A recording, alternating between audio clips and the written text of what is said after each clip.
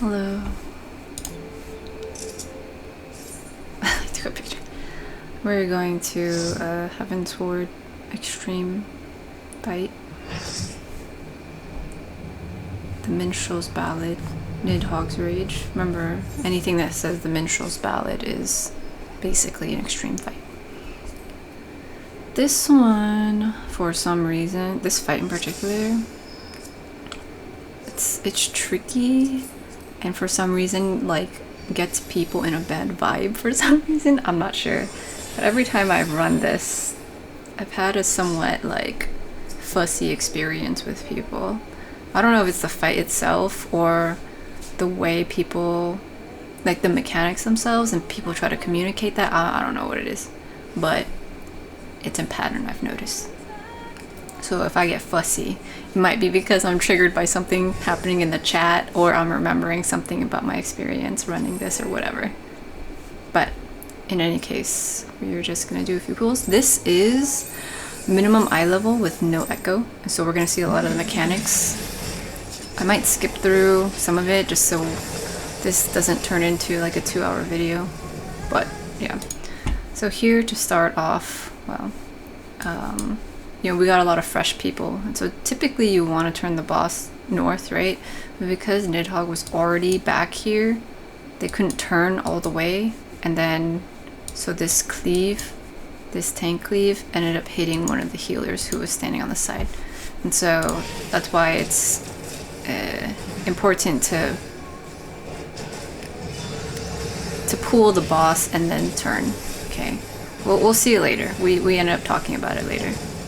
But yeah, so every now and then we've got this big like tank cleave here, so you want to make sure you are behind the boss.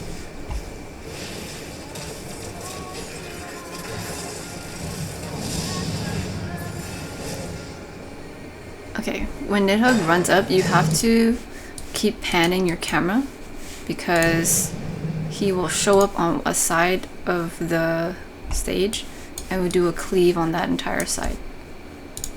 Okay, this is similar to the Leviathan fight, except more because Nidhogg can go on this side, or this side, or this side, or this side, or that side, or in the middle, and then the safe spots are on the sides. So you gotta turn everywhere to figure out.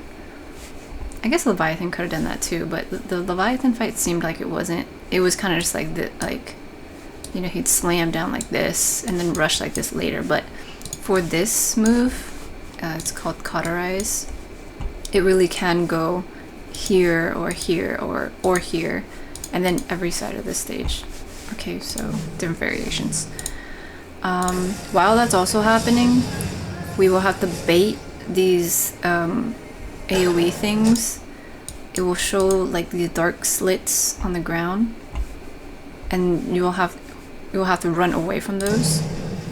Okay, because they will turn into these like eyeball things. Additionally, we will have people with these target markers that need to spread out. So you want to bait these dark circle thingies kind of in the middle, and then run out, especially if you've got an AoE thingy on you, and also panning your camera to figure out where Nidhogg is, and don't stand in that side of the stage. Okay. Nidhogg jumps up. I'm turning my camera to figure out where it is, running out of the baited things. The baited things blow up. Nidhogg's gonna rush across, and then the people with the AoE get hit with their AoE thing. Okay, another baited thing, and the AoEs are spreading out again. Nidhogg is on this side, so this side's gonna get cleaved, so you don't want to stand on this side.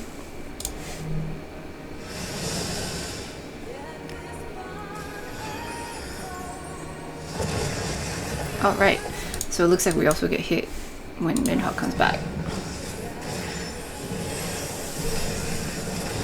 Okay, remember tank cleaves, so don't be in the front with the tank.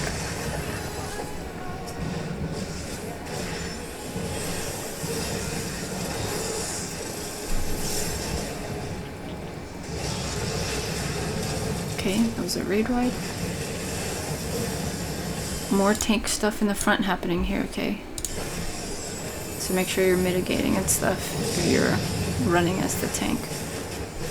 So this move, Hot Tail, Nidhogg's gonna like kind of pose and like get powered up. The tail is pointing upwards, and so we're gonna get a cleave through the middle because that's where the tail is. So you go on the outsides. I usually will stand like around the little side marker to definitely know I'm on the sides.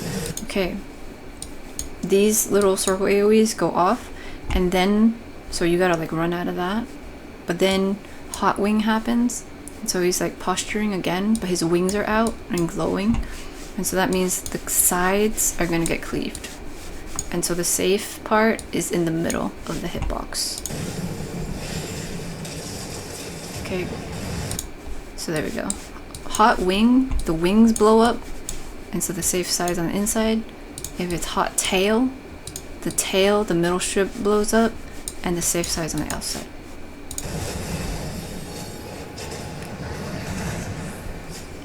Oh, burns, sustaining fire damage over time.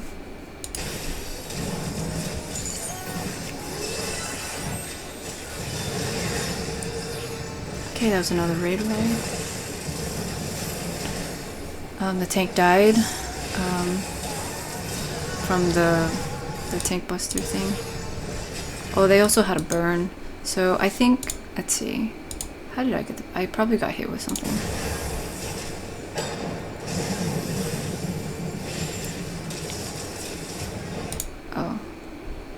Oh, okay, I got clipped by the Hot Wing, and so that's why I got the burn.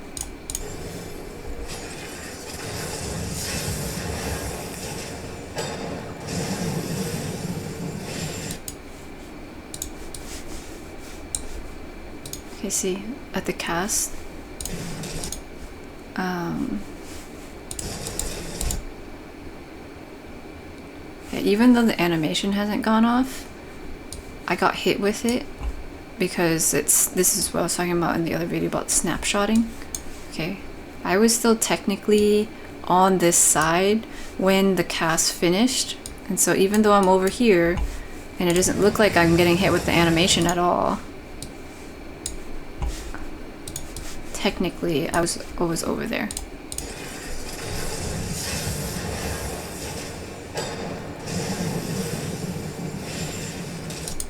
Here, see? It's about to hit, and I did not pass this line just yet. And so as soon as this hits the thing, I'm still here, and it looks like I made it, but in terms of like data packets, I did not. So that hits pretty hard, and you get this dot for damage over time.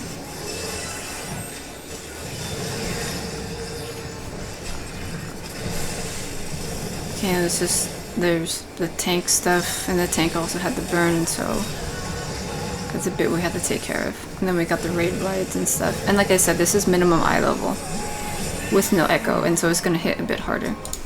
In this next phase, we've got these 3 ads, which we've seen in the normal version too.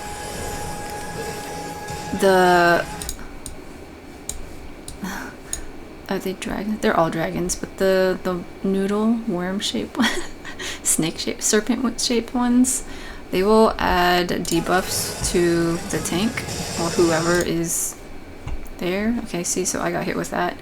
So that was like a cone, and I got a magic vulnerability up. Whereas this one over here will give people a physical vulnerability up. Okay, and so with this, literally, this dude is like attacking and giving you magic vulnerability up, but its attack is also a magic attack, and so the tank over here is gonna need some help in terms of heals and stuff, okay? However, most people, when they run this, they will prioritize taking down this ad first, and then this ad. And so essentially the tank over here will just need to hold on to this ad, face it away from everybody, while everyone else focuses on this one. And then this other one, the Shadow Dragon back here, that one has no aggro table, this one, as in you can't tank this, like you can't bring it anywhere, it does whatever it wants. This one does some particular attacks. So there, I just threw a fireball, and for this, fire, whoever is the furthest away from this guy is going to get hit with the fireball. And so what people typically do will assign someone to be the bait, and so that person will run the furthest away so that they get the fireball to be like somewhere where nobody's standing. And so there's some strategy you can input there. Alongside that, this dude will like go walking around targeting people, and he'll put his hand up and like slash at them. And so if he's near you and his arm's up, just like run away so he doesn't slash you. And then outside that, you can't really do anything else to this one in terms of like moving it or tanking it somewhere. Okay, so see, it's like walking up to somebody and it's gonna attack them. And then the other tank over here just got another physical vulnerability. Okay, so you see the slash? I know this camera angle's not the best because I was focusing on this one. But yeah, so with this, what this tank is doing, they were kind of turning a bit, and you do want to just keep it pointed in one direction. Is that a ban? Okay, see that fireball targeted me, or no, it targeted this person, CP. So they were trying to bait the thing. Yeah, they were baiting the fireball, so the fireball went into this corner. This person did, the healer.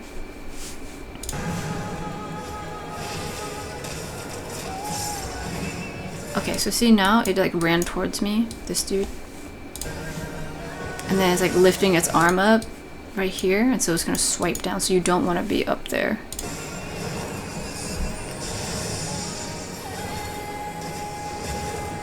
Okay, so everyone else destroyed the other one and then came to attack this one. There is a bit more of a strategy on how to handle it.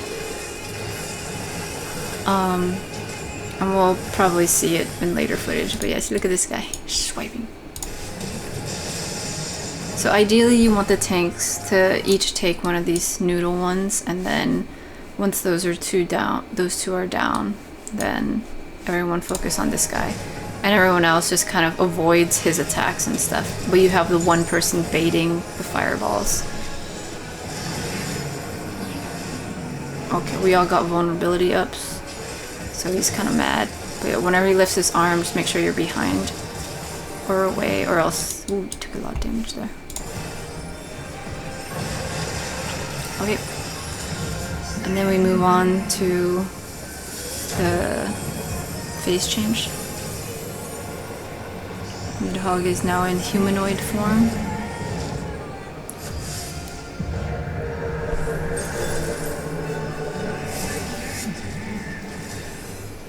And we get a big raid wipe. If we didn't destroy the Az fast enough, this likely would wipe us, but we did fine.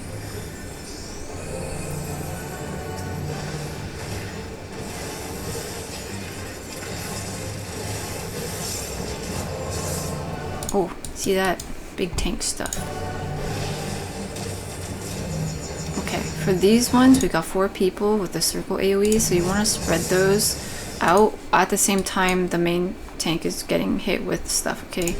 So the AoEs on the sides are gonna drop, and there will be like these puddles, but there will also be these like other dragons that form on the sides. See? These dragons form near where the circles are.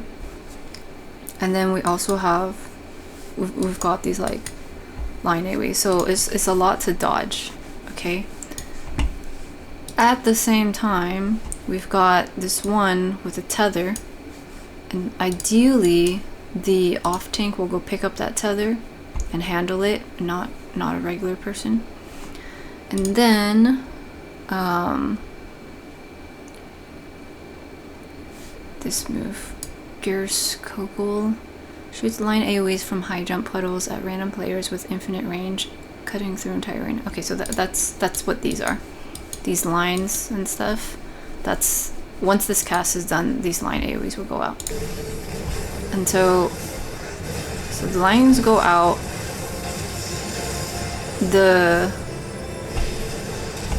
Hang on. The tether. Wait, which one's ET?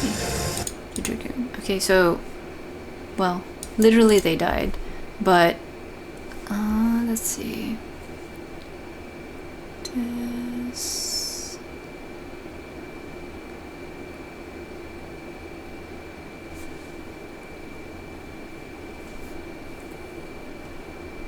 It will be cast connecting tether to those who initially drop the puddle. After 10 seconds, the tethers will explode for major damage, likely killing a healer or DPS.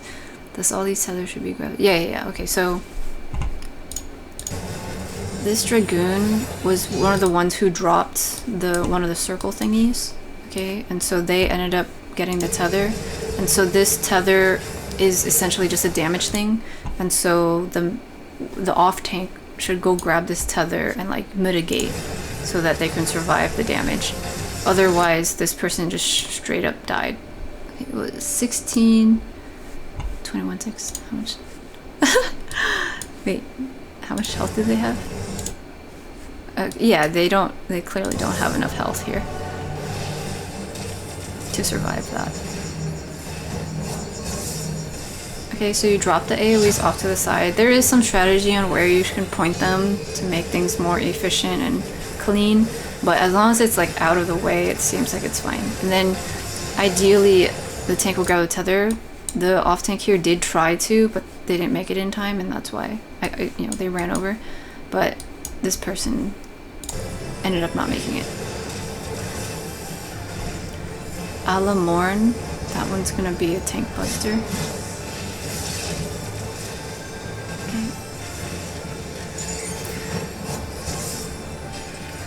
Multiple tank buster stuffs.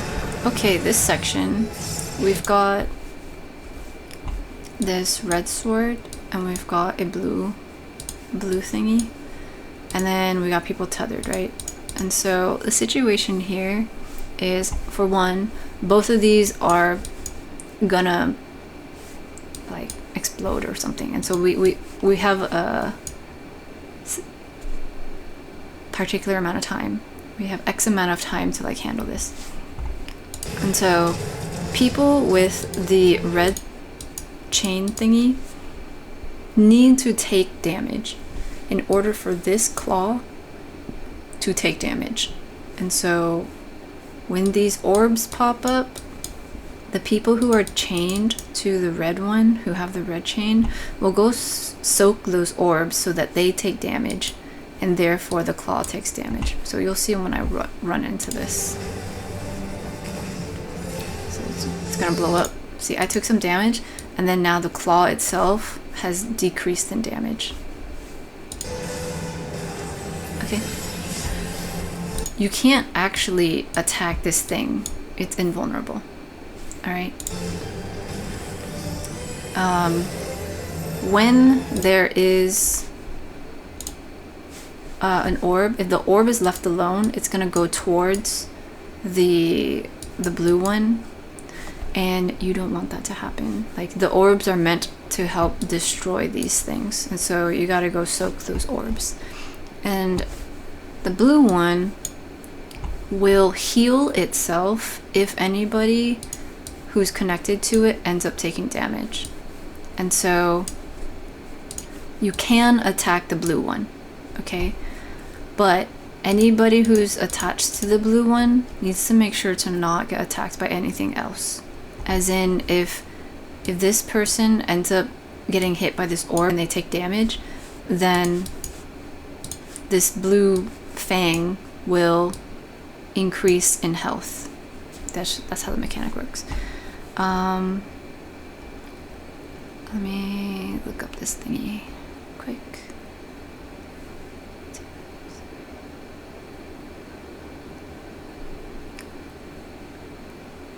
Oh yeah. At the start, the tank will be tethered to, I don't know if it's the main tank or the off tank, like it doesn't matter, like, but I think from what I recall people saying, it's always the main tank that ends up getting tethered to the blue one because it requires a tank swap. And so I think it is built into it that the tank that's chosen for the blue one is the one that's the main tank, because if you don't pay attention and do a tank swap, then the blue one can keep getting healed. So see, when we first get this, the Fang has like half of its health. And if the main tank, right now it's this person, gets hit with like an auto attack, then this thing will take some health. It will rejuvenate itself because this person got hit. And so as soon as this happens, the tanks need to do a tank swap. And so the other tank is the main tank and getting damage, and then the one that's tethered to the thing can go attack the actual Fang, the blue Fang. Okay. Let's see. Who's the other tank? Yeah, I don't think this tank has a tether at all. But in any case,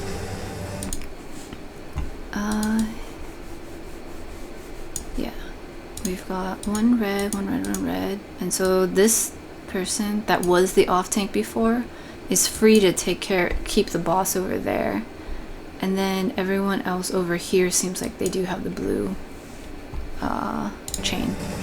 Okay, so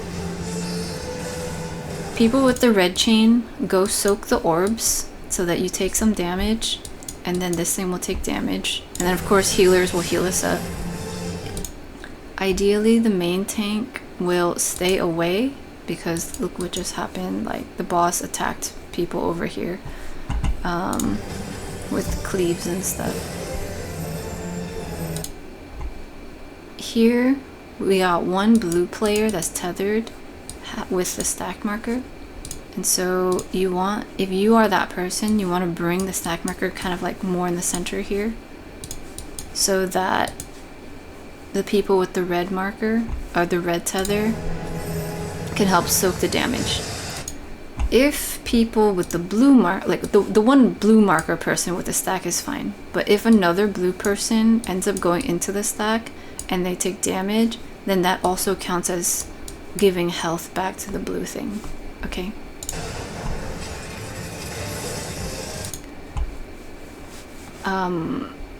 After a while, we're gonna switch, and so we see nobody has chains right now.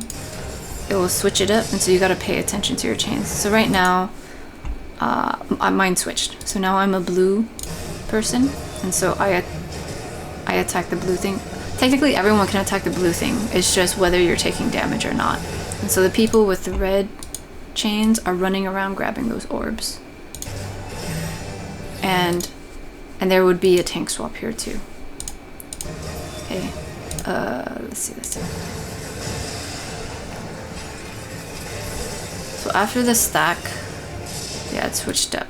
And so, see now this BM doesn't have the little indicator, but the other person does. See the person here? Look at the tanks. Only one tank has it, and so this person, BM, is like hanging out over here. SV is gonna be tanking the main boss. But then after this stack marker goes off, we end up switching. Sometimes you might end up just staying the same color, but definitely if you're tanking this, you gotta pay attention. So, so you gotta do a tank swap here. If you don't pay attention to it, and then the person with the little blue marker ends up getting hit with like the tank buster and whatever, then this thing will get healed up a lot. Right? So, like I said, we're attacking the blue thing, and if you're tethered to the blue thing, try not to get hit with anything else. If you're the red, attached to the red thing, go soak some orbs. If you've got the stack marker, go hang out off to the side and soak it with the red chain people. Okay, we were really close. This is gonna self-detonate. If it self-detonates, then we end up wiping because we didn't make the DPS check.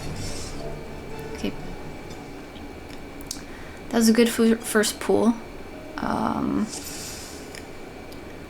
like I said, this is minimum eye level with no echo, but it seemed like some people already like knew some of the mechanics, and so that worked out. And we're just chatting here, and here we go. Just go again.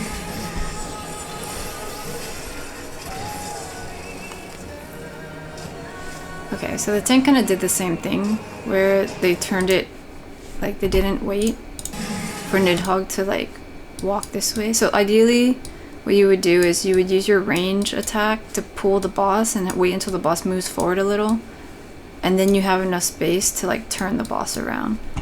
But they might have just been new, and so it's fine. They kept it to the side.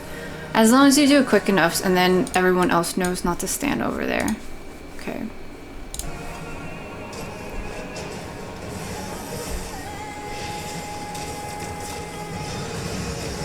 Sprayed wide.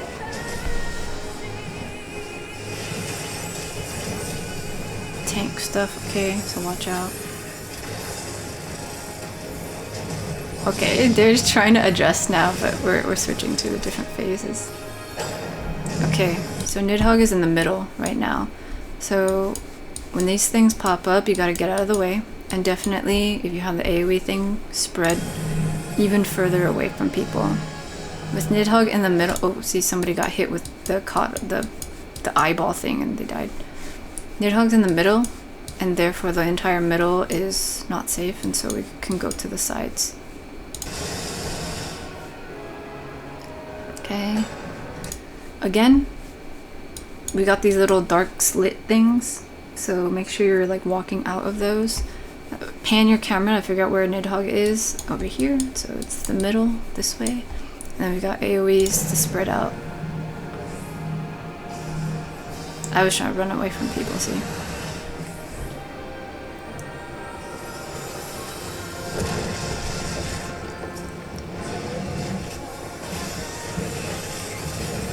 Okay, tank stuff in the front, so make sure you're mitigating for those. Raid wide. Tank stuff. I just call it tank stuff now. I don't know what the cast names are, because some of them don't have casts, you know? They don't say the name of it. And because I'm not the tank right now and I'm not getting hit with it, I don't know what they're called, so I can't go like, oh, it's this, and this. So just, we keep it chill here, tank stuff, okay? Okay, hot tail. Remember, the tail's in the middle, and so the middle is not going to be safe, so you want to stay on the outside.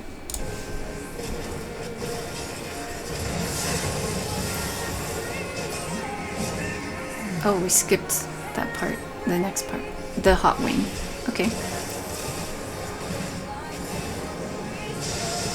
Ooh, danger. This thing cleaved there, and the other one cleaved there, so a few different people are getting hit with stuff. Bit messy. I think they were trying to coordinate who was picking up what. Yeah. But yeah, remember this one, the Shadow Dragon, will shoot fireballs at whichever person is furthest away.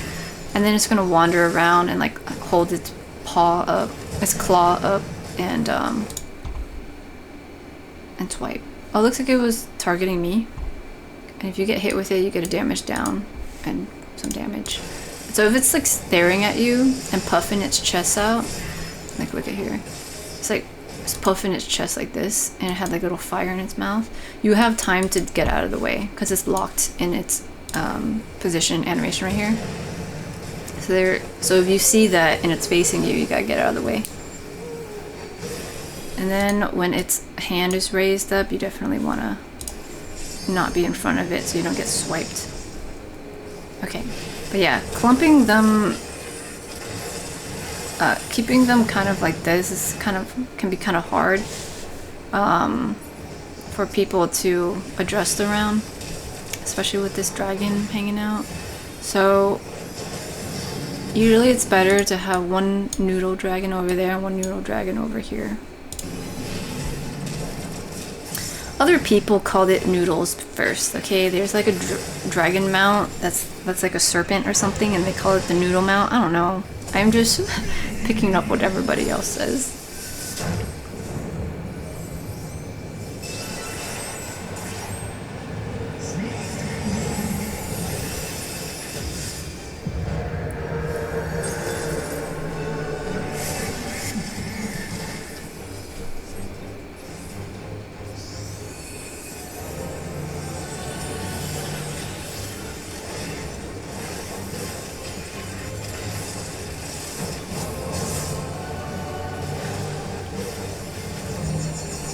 AoEs are spreading those out.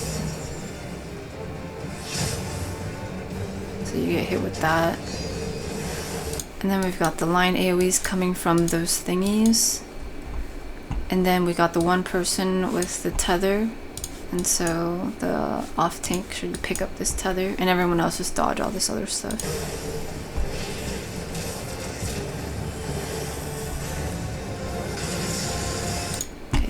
The tank that ended up taking the thing took a lot of damage there.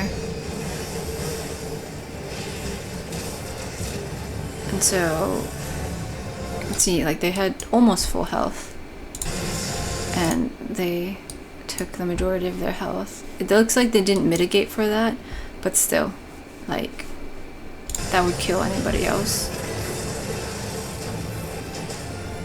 Okay, Alamorn, that's gonna be the tank buster.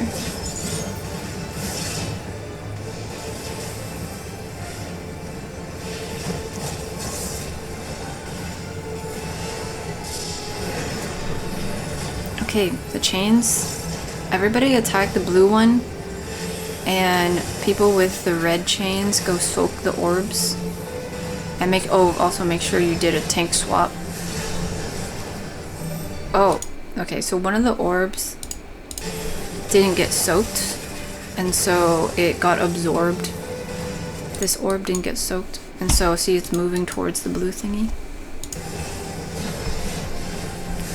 And when it hits the blue thingy, well, a lot of us are taking a bunch of damage here. Okay, and I have the stack thing, so I'm moving over to the side so that people with the red marker can soak it with me. Okay, this person has a tether, and so should be doing a tank swap here. Oh, both tanks end up having tether, and so wait, why is SV? Is there two people with that? For some reason, SV also has a thing, but they don't have it up here. Oh, they just happen to be standing on top of this other person who has the tether. So technically SV should be the main tank right now. And because the person BM has the blue tether, and so this thing is getting more health. Every time BM gets attacked, this thing will rejuvenate some health. And so we're trying to take it down, but it's not working out just because every time the tank got hit, it would increase its health. Okay, I'm gonna skip ahead. Just so we can review that. I think we wiped a few times. We ended up cleaning up some stuff. Okay, let's see how we do with this phase.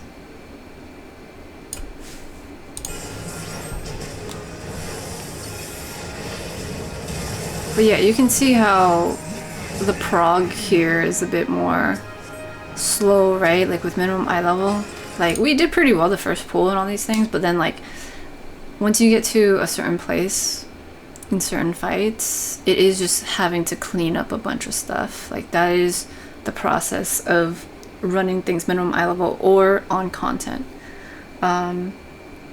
With your gear being just good enough to get into the fight, things are gonna hit hard, and therefore you're gonna have to learn the actual mechanics and execute the actual mechanics, and that can be challenging for some people if they're new to it or it's a tricky mechanic to understand. And so here I was like, okay, like we discussed, we're all gonna target this one and just leave the other tank over there. Okay, and then remember, watch out for the fireballs and stuff.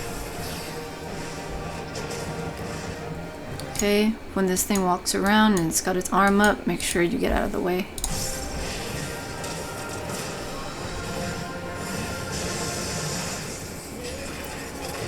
Okay, so we took care of this one, and this other one over here,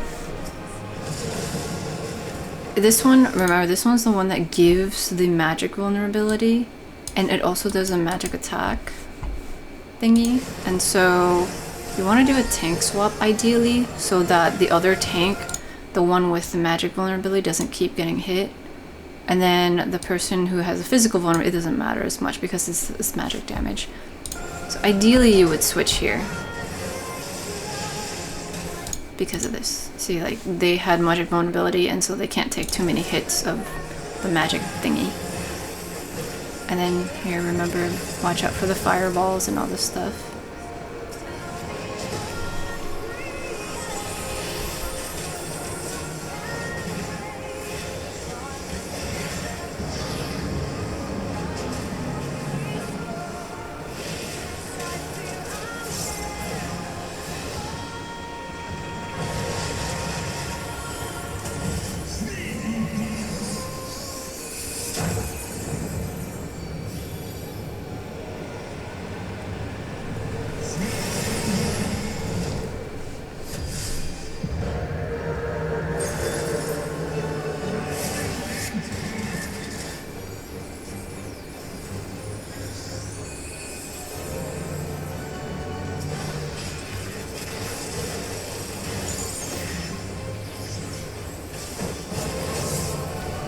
Tank stuff.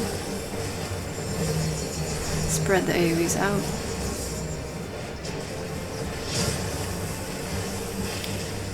Off tank will take the tether. Everyone else is spread out from these AoEs. Oh, try not to stand in these things. See, you'll get a bleed. Let's see. Okay, they were here. Yeah, I think they accidentally ran into this one.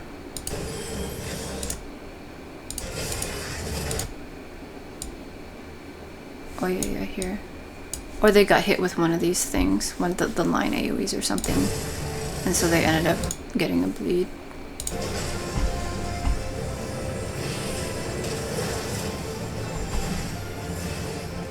Alamorn's Tank Buster.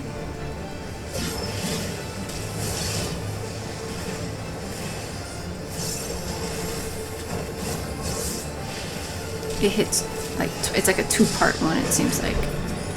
Okay, blue chains, make sure you don't get hit with stuff. Red chains, go gather the orbs. Tanks, make sure you do a tank swap so that the blue chain is not on that one. Okay, so the main tank died.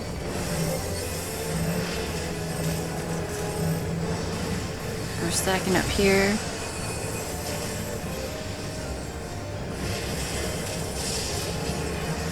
Okay, we ended up switching our chains, and so now I have the red one, so I'm gonna go soak some orbs. With the other tank having died, Nidhogg went to the other tank, and then it was like hanging out over here, and so it could be tricky business. But then the other tank went to go grab Nidhogg. We're soaking the thing.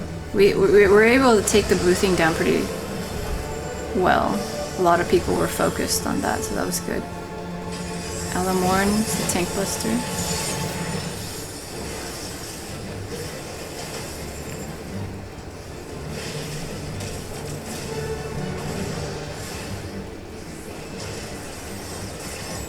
Alamorn again.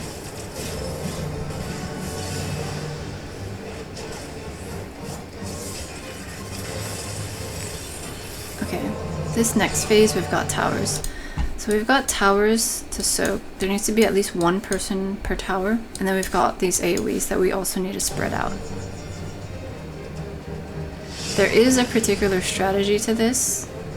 But here we also have the tether again.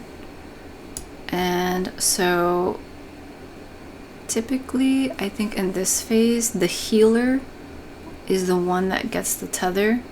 And so what I've seen people do and talk about is the healer and the tanks will go north and take the north towers or spread their AoEs in the north area. And that is primarily so that the tanks are already close enough to the tether so they can grab the tether. DPS will take the towers in the south and spread their AoEs in the south. That's usually what I've seen people do in Party Finder. Okay, looks like there was also a tether over here. So, oh yeah, wait, no, this is also a healer. Yeah, wait a minute. So, hang on. VS into the, oh yeah. So ideally both healers would go north, okay? And then, like for example, a healer would go north and drop their bait here, or AoE there, other healer here. And then once they get their tether, like the tanks will soak the tower, and then they'll go pick up the tether from the healer. But because the other person was down here, they ran the tower up, they ran the line AoE up, tried to, but they ended up dying because they couldn't pass it fast enough. There's a lot going on here. So we have towers to soak, AoEs to spread, tethers to pass to tanks, and then a proximity marker to get away from. And then the line AoEs from the dudes on the side. It's a lot, right? It looks like the proximity marker is the last one. So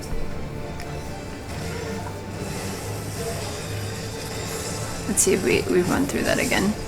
Is there a tank buster? This is the tank buster.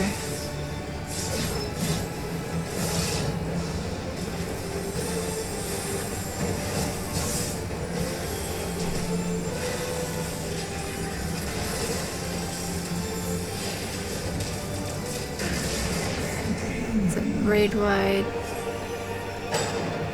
This phase, Nidhogg's on this side, it's gonna cleave that side. This is like the beginning phase, okay? So you run out of these things and spread out these AoEs. Also avoiding that side of the stage. Okay, respect for that. Keep turning your camera to figure out where Nidhogg is. Okay, there we go. Okay, Akmorn is gonna be a multiple hit stack. Okay, so after the first hit, you need to stay there to continue soaking the damage with people. Oh, clearly we didn't have enough people. So it can go, it can hit a lot. Also in this phase, the main tank is gonna get this thing called Bitter Hate. And if the stack gets to like 8 or something, then they'll die. And so there are some tank swaps also required in this fight.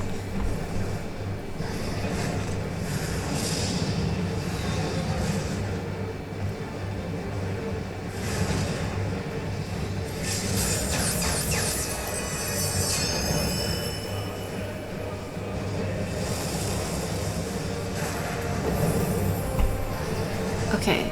This mechanic is like called Sable something. So lots of explosions and stuff here.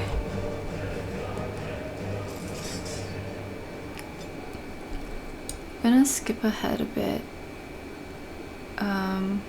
We don't end up getting the clear here, so let me just talk about some of the mechanics, and then I have other footage we can take a look at. Yeah, we'll go here. So this is after the chains.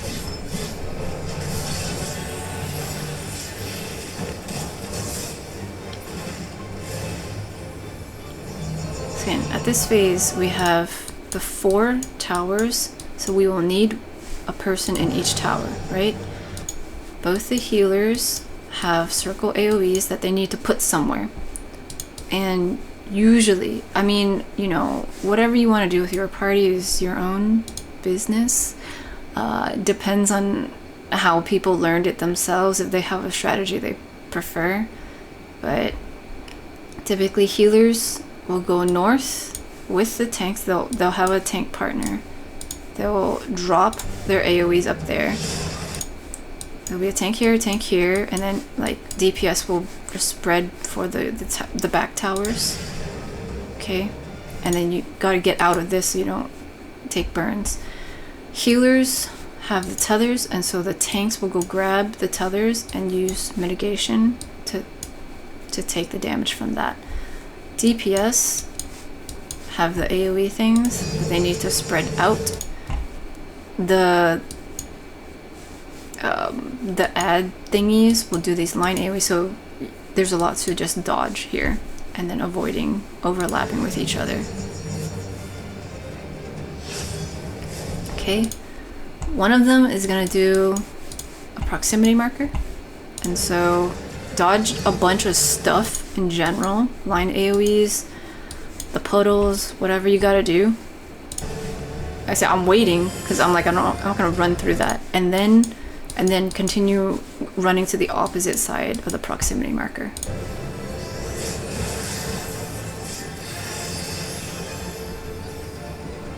Okay, and so that's that phase. The most important thing is dodging all the stuff, but also having the healers and tanks be close together so they can pass that tether, or else both healers will essentially die if the tethers aren't taken away from them. Alright. Ow. I should cracked a bone.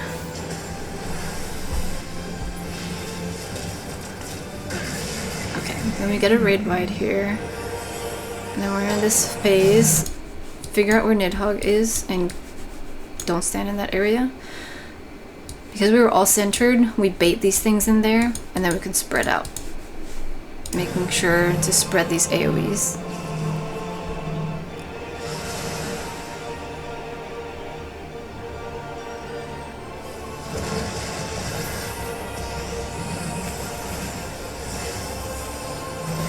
Okay, so here we're stacking to soak the damage of this multiple hit AoE thing. And then the tank needs to turn the boss away. And then here we've got this other mechanic. We got some orbs on the side here, we got some orbs on the side here, and we also have an orb here. Oh, there we go. We've got some orbs there.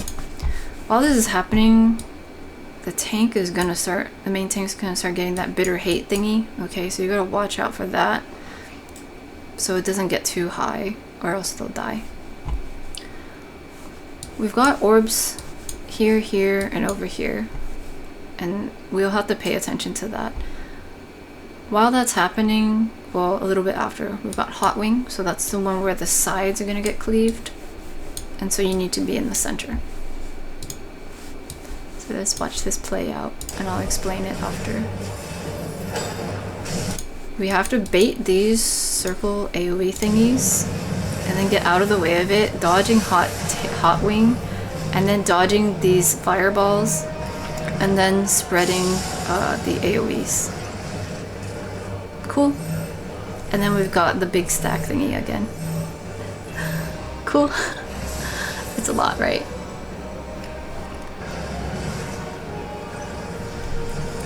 So we were in this fight for a while. It's like a 40-minute video, and Like I said, this is minimum eye level, no echo. It's like 20 minutes left to the instance, and it's a lot to like discuss, and then you know, it can be stressful for people, and well, I think somebody ends up leaving, and so we didn't end up getting the clear or anything. And this is just what happens naturally in progging like difficult fights and stuff. So I went in again and got some other footage over here. Okay, so for this one, we did one run. We did one pull. I'll explain this stuff. We did one pull here, and then, so it was like 7 minutes in, and then we spent the next 8 minutes just discussing the mechanics, okay? And then, wait, 8 minutes, and then this one, my video got clipped, so 8 minutes, 8 plus 6, how much is 8 plus 6? 14? We spent 14 minutes just discussing mechanics and like positioning and strategy and all that, and then we did the second pool, and then we got the clear. And so depending on what party you're in, like different things can happen, okay? Like some people want to just run in there and like do the fight and die to things, and other people do just want to discuss all the knowledge, and it's like a lot of knowledge to input into your brain all at once. And if you're like super new, I wouldn't necessarily recommend it because it's a lot to know. But for this particular group, everyone had basically done the fight before. I think a few of us were just uncertain about some of the mechanics. Like I hadn't seen the end phase. Like that other fight was the first time I progged it. And so I was like, yeah, I've only seen up to this phase or whatever. And then other people were like, okay, so this happens. And so that first pool we did was kind of getting people configured to the fight again. And then we spent 14 minutes talking about it. And then we just accomplished it on the second pool. So I thought that was interesting. These were also people who take minimum eye level rating a lot more seriously. And so like the level of player gaming, I guess, was a bit different too. Like they're seasoned raiders, if you will, you know, which is going to be different than playing with people who are fresh. And there's nothing wrong with being fresh, but it's just like if you raid enough, you will start to pick up on the fact that, whoa, this person knows what they're doing. And so, yeah. Anyway, so let's just watch this one.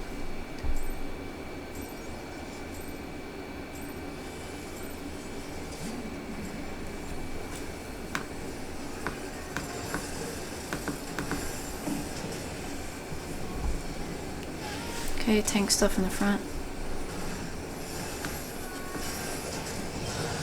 Raid wide.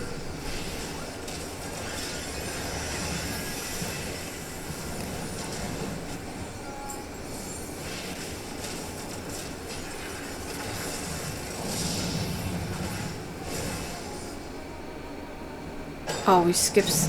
Oh, no. Okay, bait the things, run out of the way. I was like, oh no, I'm gonna get hit.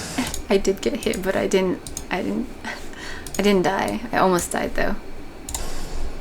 They were amazed that I did not die to that. Okay, bait. Make sure you figure out where Nidhogg is and you run out of the way. Spread your ABs. I accidentally stood close to that person.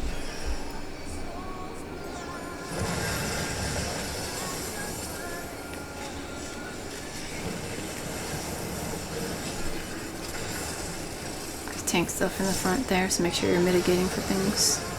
It's a big raid wide.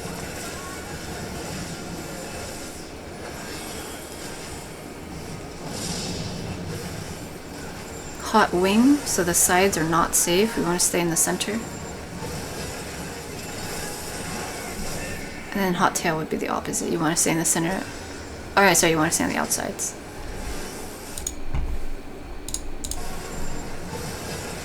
So if it was the opposite one, if it was hot tail, then the middle would explode, and so you want to stand on the outside, right? Okay, the ads. We'll focus on one of them and watch out for the middle dude. One person like runs further away to bait it away from everybody else. Ideally a ranged person so that they can still do attacks. Watch out for the swiping right here. Okay, switch to the other noodle dragon. Watch out for the baited fireball thing.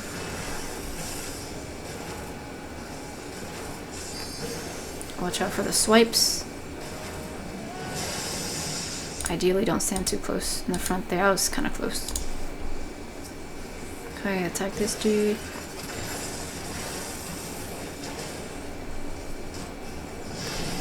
Okay. It gives us a vulnerability up at a certain point. So it would be more detrimental if we have this and then we get hit with stuff. Like if you get swiped, if you have a vulnerability up, you'll probably die. Okay, we've got a raid wide here.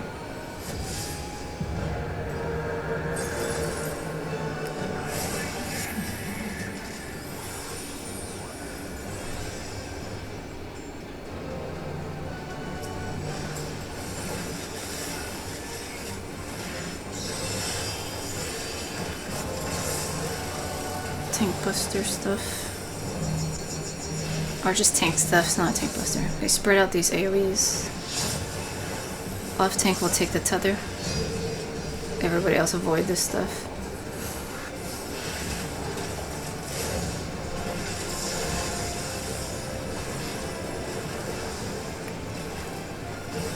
Alamorn is the tank buster.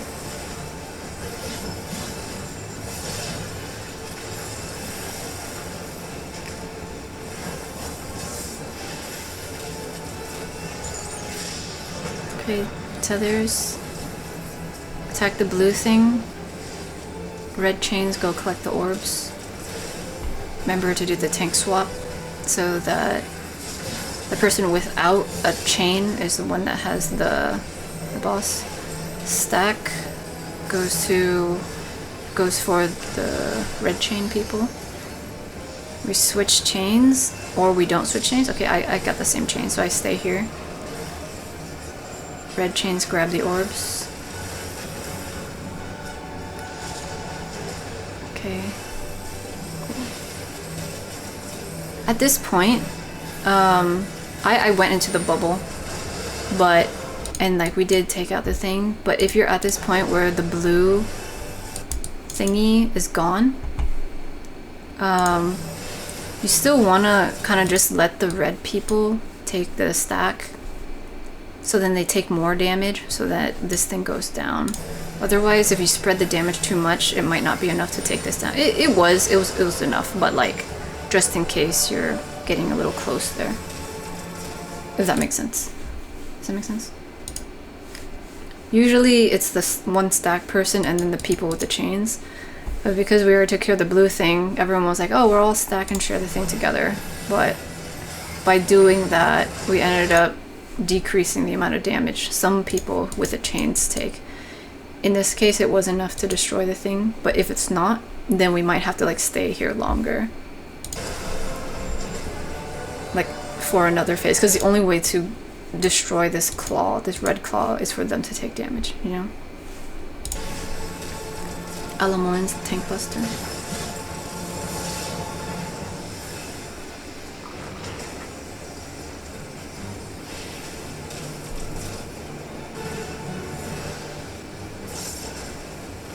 Another tank buster.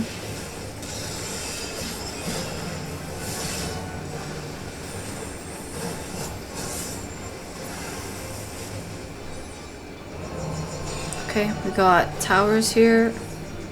Gotta soak the towers.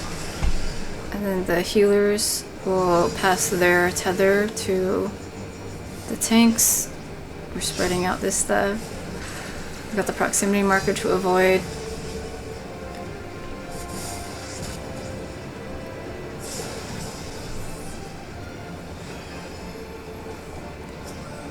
I'll explain it in the next run, where it's a little more clean to show. But yeah, it can be chaotic. Tank buster. Raid wide. Okay, bait that stuff, get out of the way of the middle, and also get out of the way of where Nidhogg is. Let me spread all this stuff.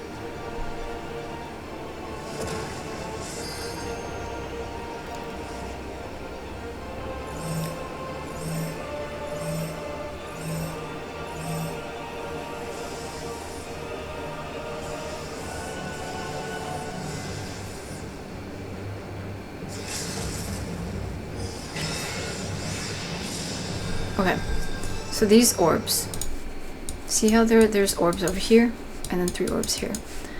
The confusion can be that there's so many orbs, you know, you can't really determine like what they do, or it's just everything's exploding. What happens is each orb is gonna do a plus sign like this. So this is like this, and then this one is gonna go like this and like this. And this one in the back's like this, okay? And then this one over here is gonna go like this, and like this. And this one's gonna go like this, like this, and so on. And so essentially, even though there's 3 orbs, you can kind of think of it as like one big one, and then it goes like this, it cleaves this way, and it cleaves this way. And the ones over here, the 3 over here, go like this, and like this. And so if you see the bigger picture like that, you can see, oh, the middle is safe, okay? And then with the middle one, yeah, there's 3 orbs here, but one goes like this one, and then the other one goes like this, and then the other one goes like this and like this. And so what does that look like? This is a plus sign. All right, so you're basically gonna get the sides not safe, middle is safe, and then you're gonna get the middle plus it's not safe, and therefore the corners are gonna be safe, like that. All right, so don't get so hung up on the fireballs being separate things. Think of them as as one independent column of stuff. All right, so that's how that works. They will explode in a particular order. For the first time you see it, it will be the outside ones first, and then the middle one. And so the middle is always going to be safe first. So with this, we have hot wing, so that means we have to stand in the middle, okay? Even though it looks scary, because there's fireballs right next to you, they blow up second. And so you can stand in the middle to wait out this hot wing thing. So the outsides will explode because of the hot wing, while also the outsides will explode because of these fireballs on the side. In the middle though, we have to bait those dark circle eyeball things, okay? So that's why we're all kind of stacked up. And then we stay in the middle for the hot wing thing. And then we can go spread. So let's see how we accomplish that here. We hadn't discussed this necessarily, and so it was all just like through people's memories and stuff, and just relying on reacting to things. See, so we moved to the center all together there, and then now we've got AoEs, and so we got to spread those out. I was not in a good place necessarily, because see how these shoot out. We had way too many people in this corner, and so we died like that. And then we've got this stack here, and then see how they're not even, yeah. So this was already going to be a wipe, and so we decided to just take it as a wipe. So this is the group where, yeah, we ended up just spending a long time discussing. And we spent a long time discussing the strategy we were going to use. And so I will show the final run where we get the clear. This is minimum eye level with no echo. Okay. Man, I didn't even have food. Jeez. Oh, there we go. Good job. I'll put some food on.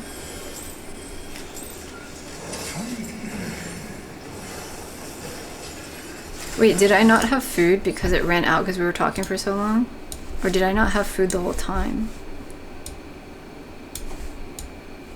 Yeah, I just... Oh, no, I had food. I had food. Okay. I had food and it ran out because we were talking for so long. Yeah, it ran out while we were talking. Okay. And then yeah, so, and then here I put my food right before the fight.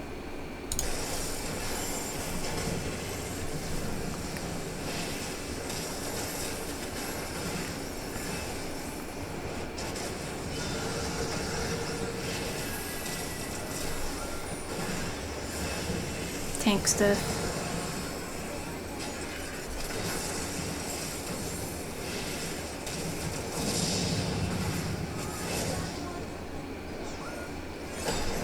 Pan your camera to figure out where Nidhogg is, get out of the center, spread these AoEs. Again, sometimes I will like try to find the shadow of the wings if I have a hard time like panning my camera to find where he is. I see if you look at the ground here, like I see like the wings over here, so I'm like, oh, he's probably flying this way. So then I go back to the center to help bait those things. Okay, he's on the side, so we gotta stand all the way over here.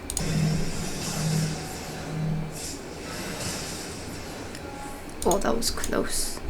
Oh, this person died. They just not have enough health.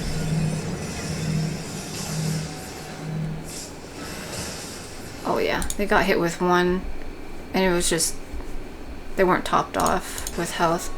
So that's how, you know, tight minimum eye level can be.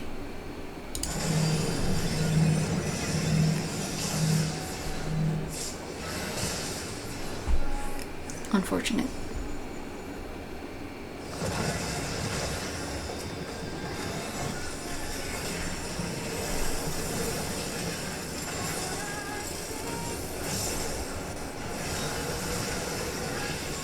That was a raid ride. I think in this run someone was also doing like call-outs and stuff. So that also helped move things along. Okay, attack one ad. We got one person who's baiting the fireball thingies. And we're watching out for the shadow dragon swipes.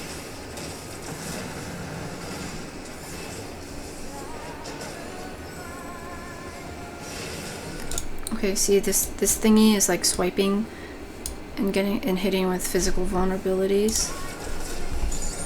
So you do need to like pay attention to both both tanks. Like the other person was taking hits from the other one, so you gotta pay attention to both. But then when we're done with the first one, we go to the other one, and you would do like a swap because of this person's like magic vulnerability thing. So we'll swap it out so that tank doesn't die.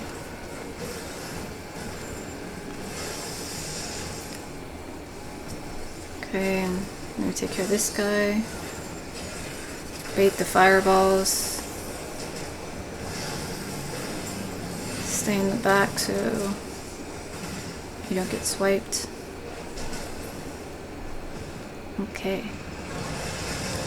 And it seems like we lose this as soon as this phase ends, even though it said 1 minute.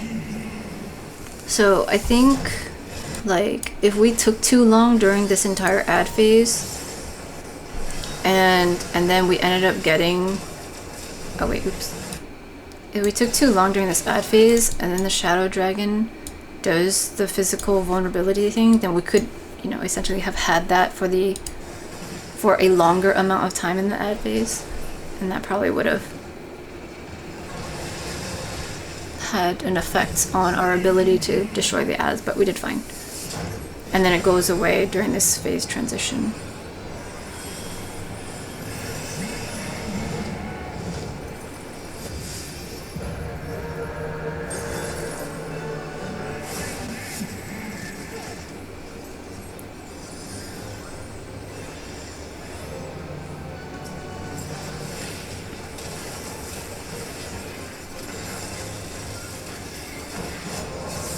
Okay, we got tank stuff going on.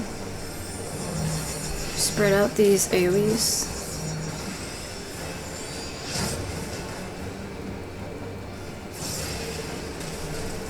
Pass the tether to the tank. Watch out for all these pepperoni things. Okay, it looks like I stepped in one. Or I got hit with... Oh no, I got hit with one of the line AoEs.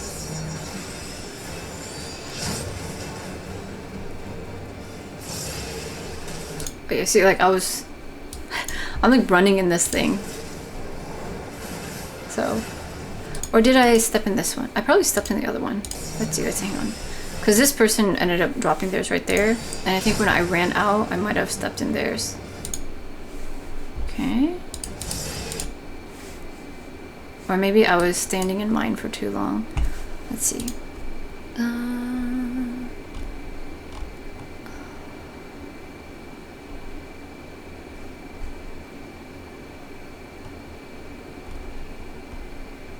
So that's what happened to the tank in the other run.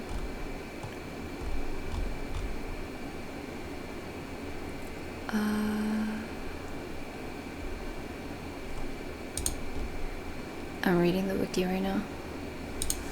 Let's see.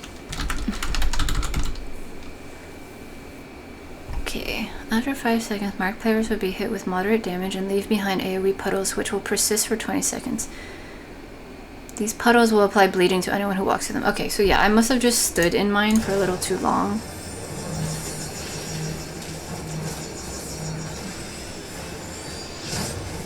Yeah, so I should have already started running out, but I hesitated, I guess.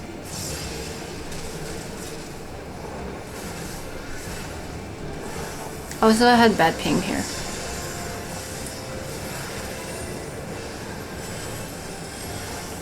Alamoran's Tank Buster.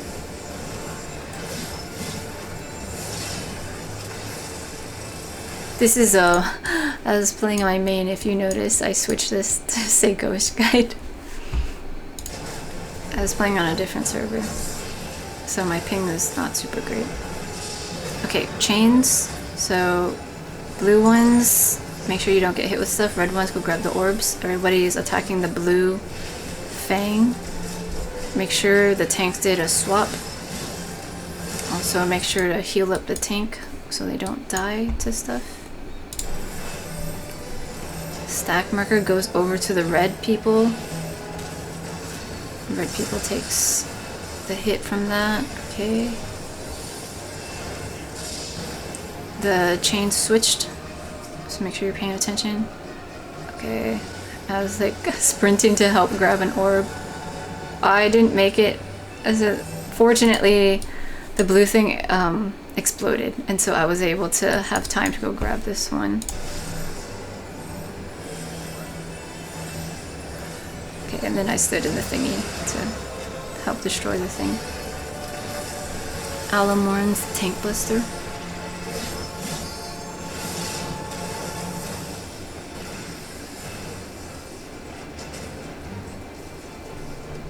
Okay, so we set up these way markers as a way to help coordinate certain stuff.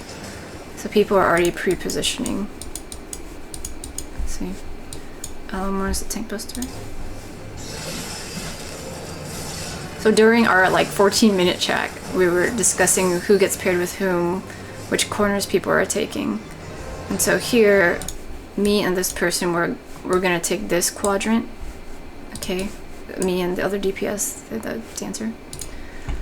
And then we got one of the healers here dropping their AoE in the corner. The other healer is going to drop their AoE over here.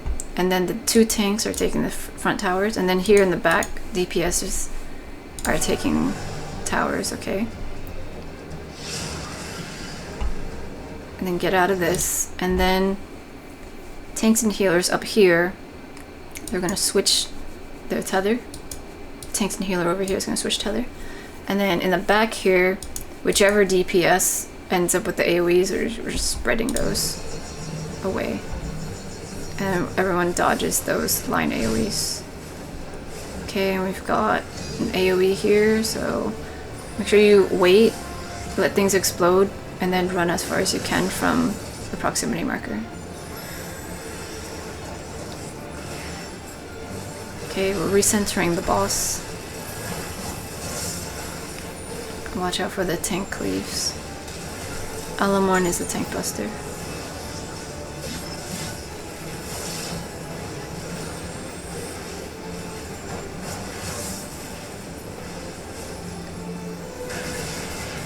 Raid wide. Bait that thing, watch for where Nidhogg is, spread your AoEs out.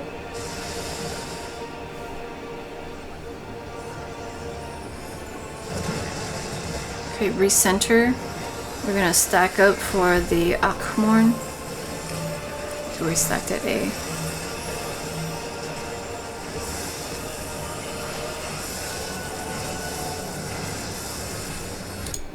During this phase when Nidhogg is like glowing orange, this is where you get the bitter hate thing on the tanks, okay?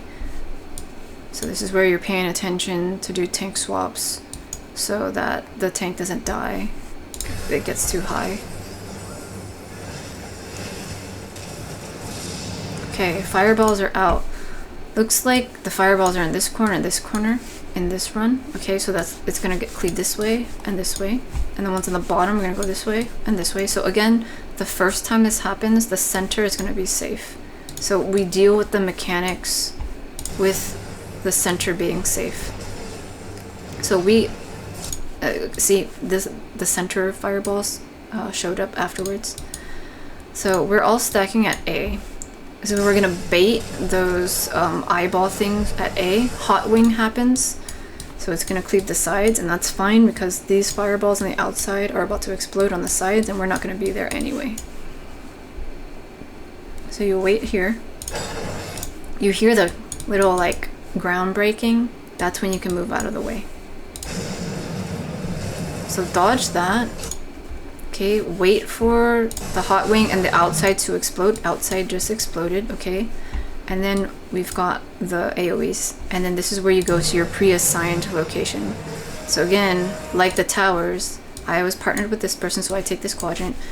The tank and healer that was up here before, they go to their quadrant. The two people over here, they go theirs. And then two people over here, they go to theirs.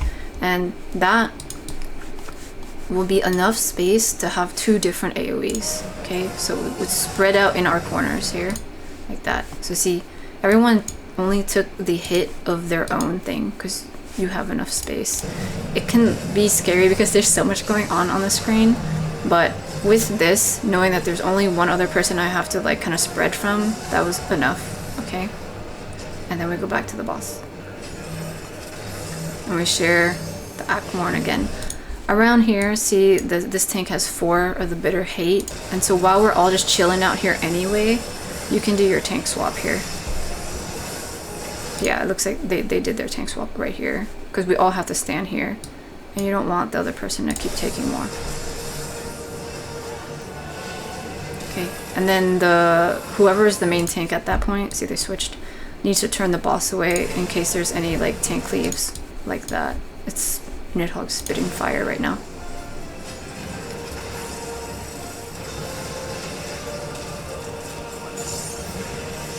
Okay, so after that whole situation, we're going to get basically the same thing again, but we have to pay attention to what pops up first. So the middle fire orbs pop up first, and therefore it's going to be a T shape. Okay, so that means the corners will be safe first. And then the outsides go up. And so, yeah, I moved out. But then I was like, oh wait, do we do that? Or are we baiting stuff? Oh, actually, we do have to bait stuff. So everyone went to the corner. So I was like, oh shoot, I guess I'm going to the corner. So we went to the corner to bait these thingies. Okay, I see what happened. Hang on, I will explain. We're so close to the clear. Let's just watch this play out and then I'll explain what happened.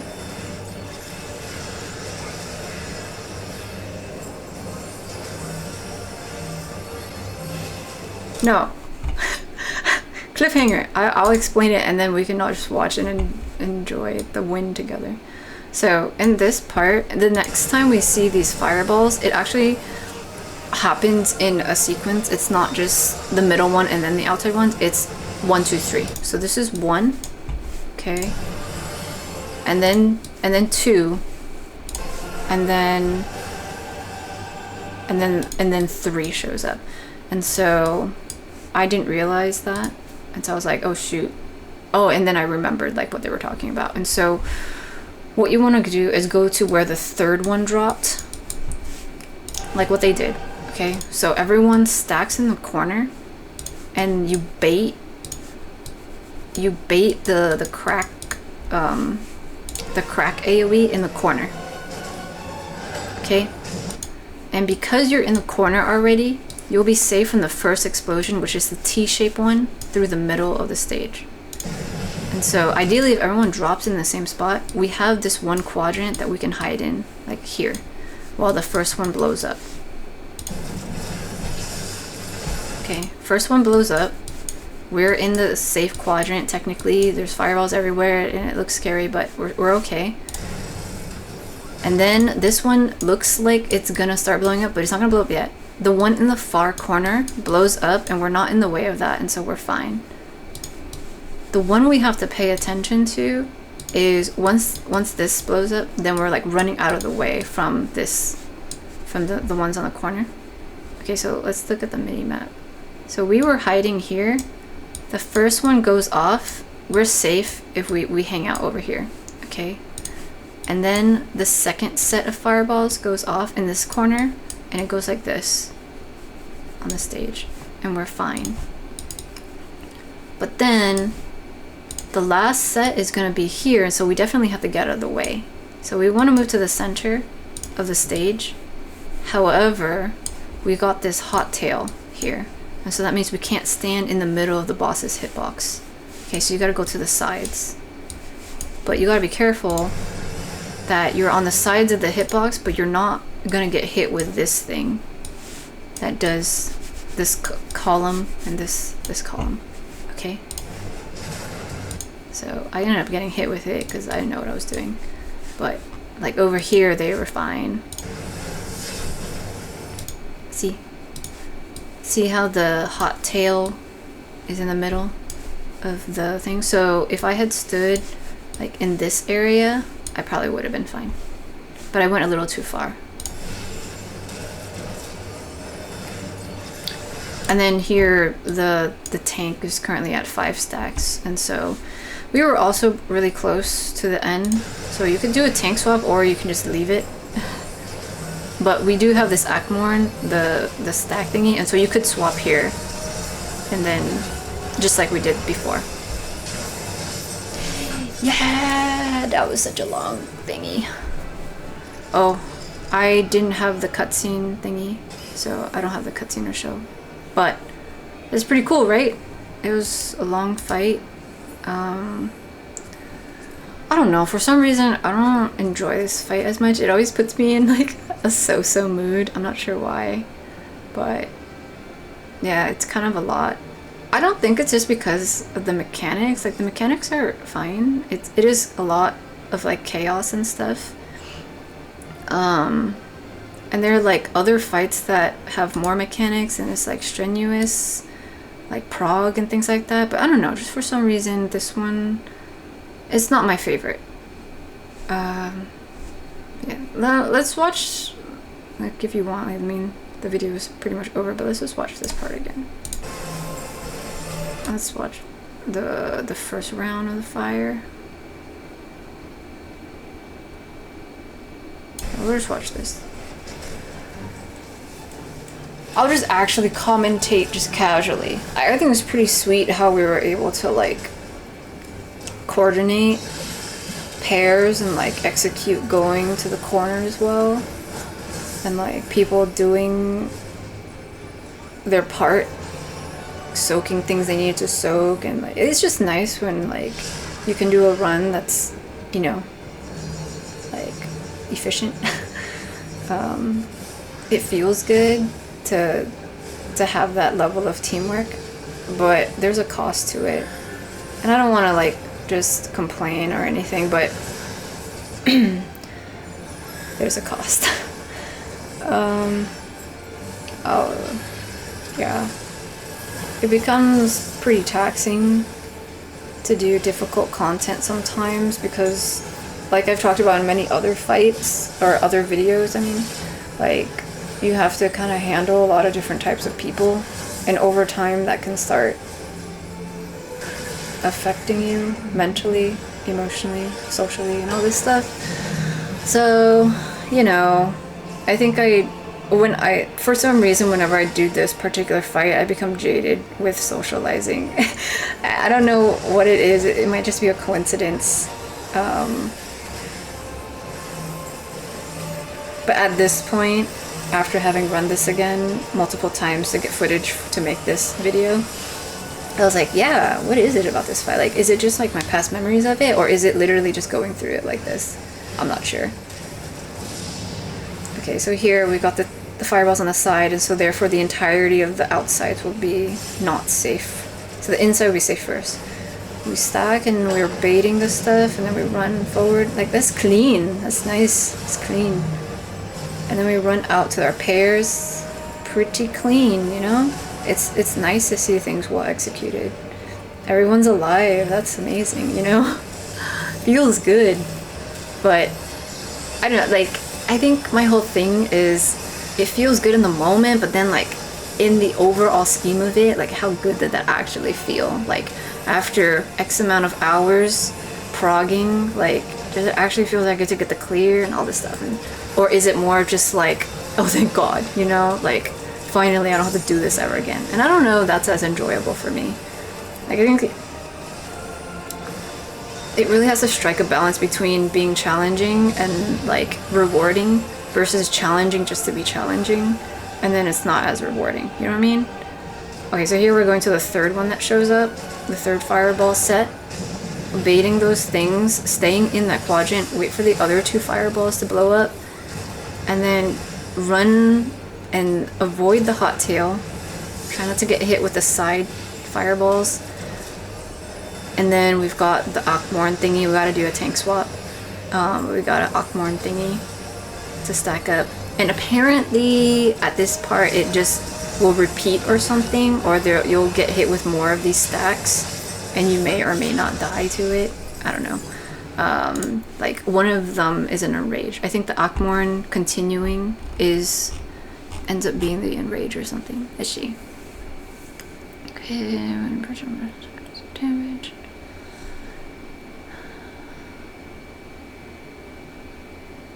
Okay.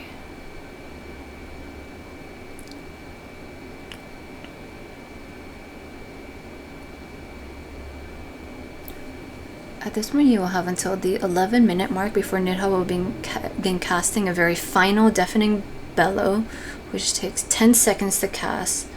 And if the cast goes off, the raid wipes. Okay, so that wasn't necessarily enraged. Deafening bellow, this big raid wide, is the actual enrage for this one. Okay, so yeah, that's that. All right, I'm done with this. I'm done with this fight.